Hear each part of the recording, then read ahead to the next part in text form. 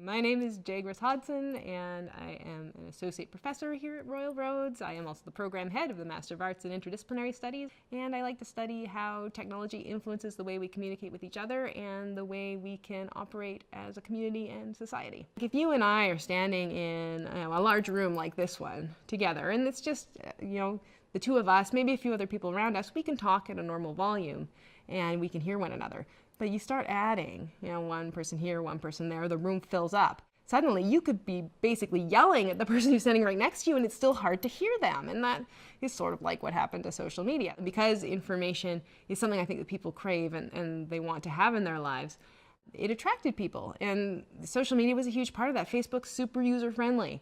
And has always been like really intuitive in how you can use it. And then mobile devices, right? Also very intuitive for most people. My grandma can use her iPad, right? So that's great because it brought more people on and more people could have access to the information.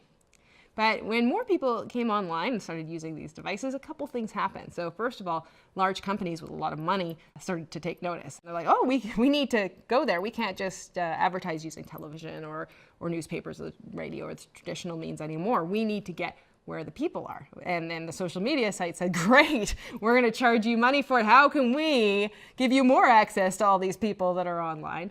So they got online and they started, muddying the waters there and paying money to have their message supersede everybody else's message. So there's so many voices at once, you need a megaphone to be heard. What's the megaphone? The megaphone is the money coming from these large organizations who are on there because the audience is there. So they get heard.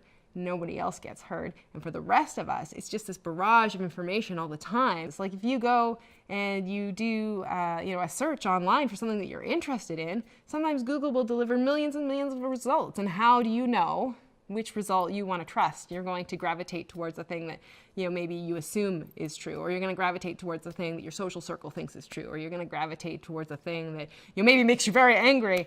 But these are also the strategies that we use to manage the barrage of information that comes at us, and it's created a huge problem. I have a few different projects on the go right now, but the thing that unites them all is how can we manage information that the public needs, right? So in the case of online or female academics who go online, if they're bullied, they might not share information with people when that information is really needed, or it's in the public good, as I mentioned before, maybe to share that information. With biodiversity information, that's a specific type of information that would be good if we could get out to the people. So how can we better share that using social media in this case?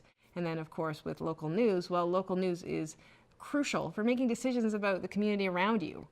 All of this comes back to how do we manage that information that is in the public interest when we do live in this situation where it's both the sea of information overload and kind of a commodification of that information overload, when large organizations can just sort of step in and buy their way out of that problem in a way that individual citizens can't. So what I want to look at is how can we get the right information to the people who need it most, when and where they need it most, and what strategies can we employ, whether it's at the university level or whether it's at the science level, whether it is health-related information, whether it is, information about maybe, taking care of your kids, or information that's needed in the time of a disaster. How do we get that information to the people that need it?